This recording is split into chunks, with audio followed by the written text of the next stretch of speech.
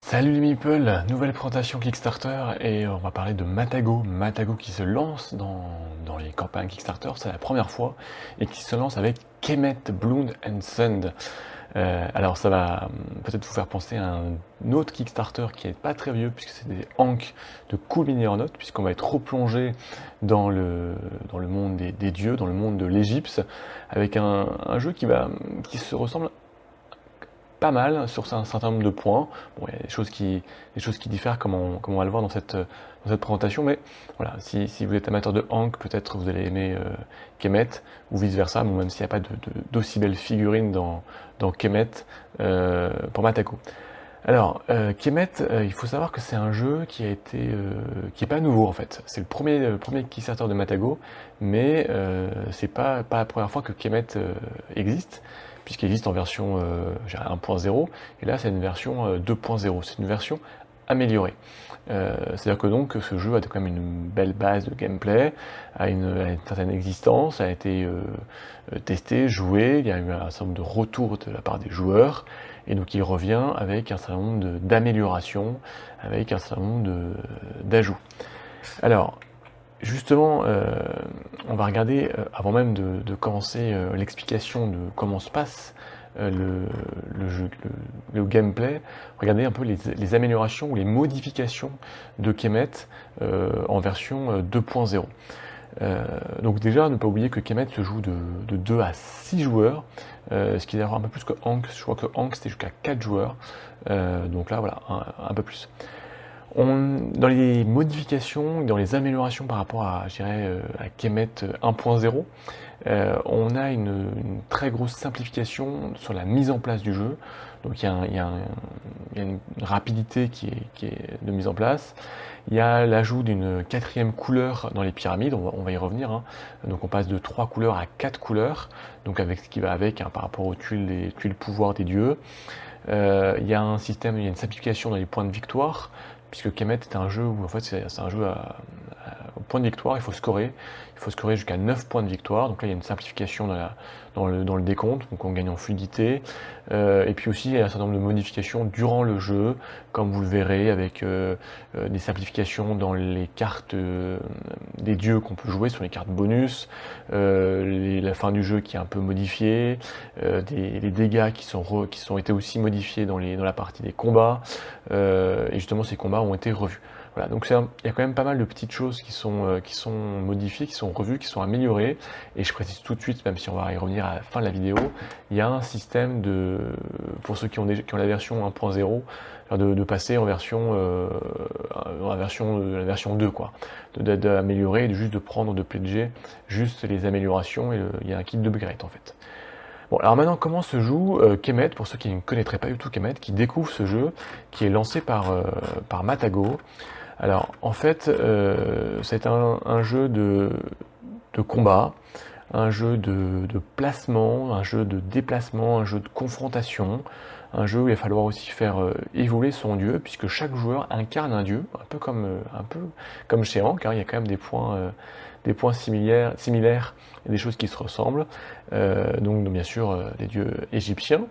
On va jouer sur une carte de l'Égypte, et du delta du Nil particulièrement, donc une carte qui va être divisée en cités, elle-même divisée en quartiers, donc chaque joueur va commencer avec une cité qui lui est propre, et puis un certain nombre de zones entre ces cités qui sont libres, des zones de désert, des zones avec des temples, une zone avec des ports, des obélisques, un certain nombre de bâtiments qui vont être très importants dans votre course au point. On va avoir, donc chaque joueur va commencer avec un plateau de dieu, on va retrouver un peu les différentes actions, ce qu'il peut faire, avec des unités, hein, puisque comme tout dieu qui se vaut, on aura nos unités et nos troupes qu'on va pouvoir déployer. Donc chaque joueur commence en fait dans une cité, et dans les quartiers qui lui sont propres, où il déploie ses unités, 5 unités, il déploie sa mainmise sur le territoire. Ensuite, Kemet se joue en fait un certain nombre de manches, de tours de jeu, qui sont divisés en 2 phases. Une phase de jour et une phase de nuit. Dans la phase de jour, en fait, les joueurs vont vont jouer leurs actions, jusqu'à 5 actions, et dans la phase de nuit, on va résoudre un certain nombre de choses, récupérer des ressources, récupérer des points de victoire, voilà, remettre le plateau à zéro, etc. Alors, quelles vont pouvoir être ces fameuses actions du joueur pour s'améliorer, faire évoluer son dieu et marquer des points de victoire? La première action, qui est la plus simple mais qui est assez importante, c'est l'action de la prière, qui va vous rapporter des points de prière, qui est en fait la prière étant la ressource du jeu, qui va vous servir à tout faire. Donc il vous faudra de la prière. Vous allez pouvoir faire évoluer vos pyramides. En effet, chaque joueur aura 4 pyramides à sa disposition, avec une pyramide avec 4 couleurs différentes en fait, et il va les déployer sur le terrain au fur et à mesure. Et donc, chaque pyramide commence à un niveau 0, donc elle n'est pas déployée. Au niveau 1, dès qu'on est déployée, et juste qu'on peut l'améliorer jusqu'à avoir une pyramide de niveau 4. Alors justement, pour les améliorer, il faut payer ça en points de prière, comme je vous disais avant. Alors l'intérêt de faire évoluer ces pyramides, il y en a deux. Tout d'abord, lorsque vous avez une pyramide qui vous appartient, que vous contrôlez, qui est niveau 4, elle vous rapporte des points de victoire. Donc ça, c'était une première chose. Et puis surtout, avoir des pyramides de niveau, ça va vous permettre de faire la troisième action possible, celle qui est d'acheter des tuiles de pouvoir. Et pour acheter des tuiles de pouvoir, déjà vous achèterez des tuiles de pouvoir de la couleur des pyramides que vous avez. Donc il va falloir les déployer, il y aura 4 couleurs de tuiles de pouvoir. Et puis surtout, il y a des tuiles de pouvoir de différents niveaux, jusqu'au niveau 4. Et pour acheter une tuile de pouvoir d'un niveau, il faut avoir une tuile du même niveau, une pyramide du même niveau. Donc exemple, je veux acheter une tuile pouvoir rouge de niveau 3, il me faut que j'ai ma pyramide rouge, rubis, qui soit déployée de niveau 3. Acheter ces tuiles pouvoir, tout simplement, ça va augmenter la puissance de votre dieu, et ça va vous donner des bonus de combat, des bonus de déplacement, enfin un certain nombre de bonus qui vont permettre votre stratégie en place pour étendre votre influence sur la carte, et être le premier avec ces fameux 9 points de victoire. Vous allez pouvoir recruter, bien évidemment, recruter des troupes pour pouvoir les déployer dans vos quartiers et surtout les déployer hors de votre ville pour les contrôler des zones avec des temples qui vont être très importants, déployer des zones avec des ports et des ports militaires ou économiques qui vont contrôler des bonus, ou aller, titiller votre adversaire, soit en envoyant vos troupes sur les zones qui contrôlent, donc des zones entre les cités, soit même dans sa cité. Alors l'intérêt, bien évidemment, c'est de chasser un adversaire, de s'emparer d'une de ces pyramides, de s'emparer de zones avec des temples, puisqu'ils vont vous rapporter des points de prière en fin de manche et des points de victoire. Donc voilà, donc tout ça, c'est la dernière action, c'est le combat. Le combat, c'est même pas une action, c'est une conséquence de votre recrutement et de votre déplacement, puisque vous pourrez déplacer vos troupes de zone en zone et par un système de téléportation grâce à vos pyramides et grâce aux obélisques présents sur la carte. La partie donc combat, lorsqu'elle se déclenche, elle va se résoudre en fait avec avec vos troupes déjà, les troupes que vous avez engagées. On va regarder un peu la puissance de vos troupes, donc le nombre de troupes engagées. Chaque joueur va jouer secrètement une carte de combat qu'il a en main. Il commence la partie avec un certain nombre de cartes, puis il va les jouer. Lorsqu'il n'y en a plus, il les récupère. Ces cartes en fait vous octroient une puissance d'attaque, de défense, puis ensuite vos bonus. Alors ces bonus, ils peuvent être multiples. Ils peuvent être grâce à des cartes d'intervention divine que vous avez, qui sont des bonus one-shot que vous allez pouvoir déployer. Des bonus pour les tuiles pouvoir que vous avez achetées précédemment. Des bonus si c'est un combat qui se passe dans votre cité, vous allez récupérer aussi des bonus de défense parce que vous êtes derrière vos murailles. Voilà. On calcule, je dirais, l'ensemble, on fait la somme de tous ces composants, et puis on va déterminer le vainqueur et celui qui est défait. Ça vous permet déjà le vainqueur de gagner des points de victoire, ça va vous permettre aussi de vous emparer de certaines zones, d'obliger votre adversaire à reculer, lui faire perdre éventuellement des troupes, puisque la victoire ne veut pas forcément... on calcule d'abord la victoire, et puis ensuite on va calculer les troupes qui sont défaites. Donc vous pouvez gagner, mais vous pouvez avoir une victoire sans défaire de troupes. Voilà, c'est un double calcul.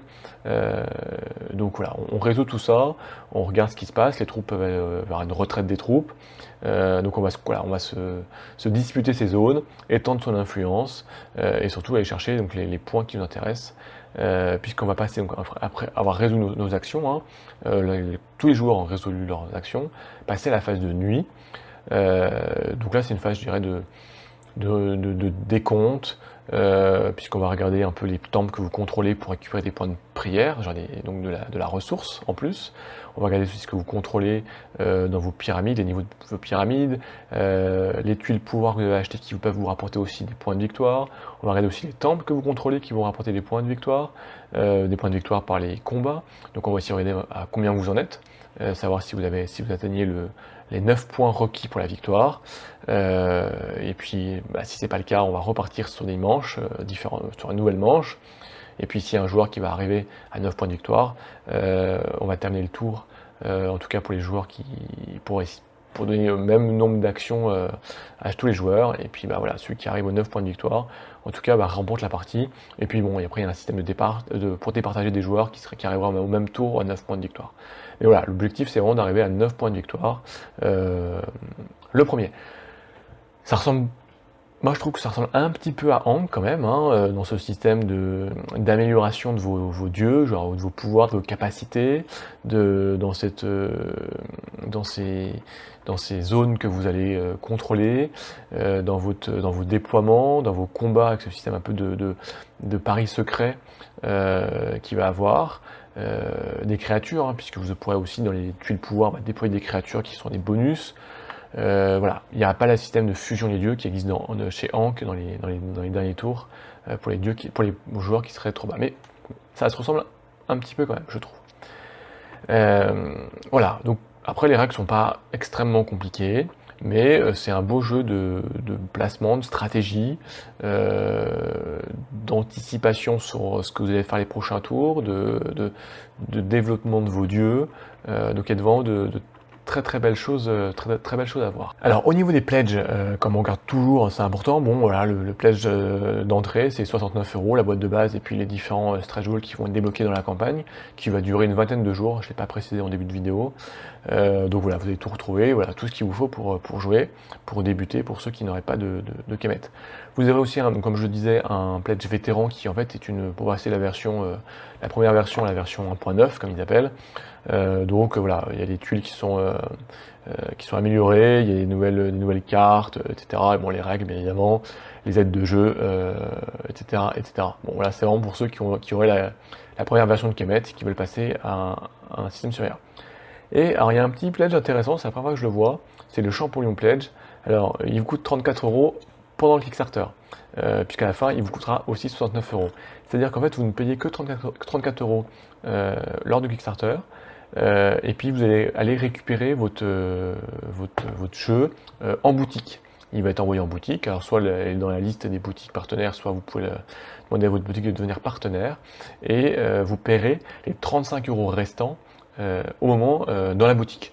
Donc voilà, je trouve ça intéressant, ça permet d'associer quand même les boutiques, puis le Kickstarter court-circuite le circuit boutique. Là voilà, on garde Matago, qui est quand même un éditeur qui a pignon sur rue dans les boutiques, garde une entrée dans toutes les boutiques, et voilà, vous irez voir dans votre boutique préférée. Donc voilà, donc c'est le même prix, mais voilà, vous payez en 2 fois, et pas de frais de port, hein. Pas de frais de port, et justement on va regarder tout de suite les frais de port. Donc les frais de port qui seront pour la France qui sont pas très chers, ils sont une quinzaine d'euros en fait, une quinzaine d'euros, et bon, 8 € si vous êtes juste sur un pledge vétéran, donc pour une mise à jour. Voilà, donc comme toujours, présentation rapide, hein, qui vous permet juste de vous faire une idée sur le type de jeu, donc 2 à 5 joueurs, jeu de placement, de développement, d'affrontement, sur le monde des dieux égyptiens, c'est la période. Après Ankh chez Kumiller Note, voilà, c'est maintenant Kemet, Blood and Sand chez Matago. Voilà, donc vous me dites si ça vous intéresse, si on en parle dans les commentaires comme à chaque fois, vous êtes toujours très nombreux, c'est toujours sympathique, j'essaie de répondre à tout le monde. Si c'est pas le cas, dites-le moi, rappelez-le moi, c'est pas bien, j'essaie vraiment de répondre à tout le monde, si vous avez des questions ou si vous avez des remarques. Sinon on va se retrouver, je pense, peut-être sur une analyse Kickstarter de cette campagne, en fin de campagne avec Mathieu et le Dandy, sur la chaîne de Mathieu. Vous avez le lien dans la description. Et puis sinon, nous, on va se retrouver pour d'autres surprises, pour d'autres présentations Kickstarter, pour d'autres présentations de jeux qui vont sortir. Voilà, donc tout plein de belles choses. Vous oubliez pas de vous abonner surtout pour rien louper. Le petit pouce et de partager si ça vous plaît. On est de plus en plus nombreux, ça fait toujours très plaisir. Et en tout cas, je vous remercie et je vous dis à très vite pour de nouvelles aventures.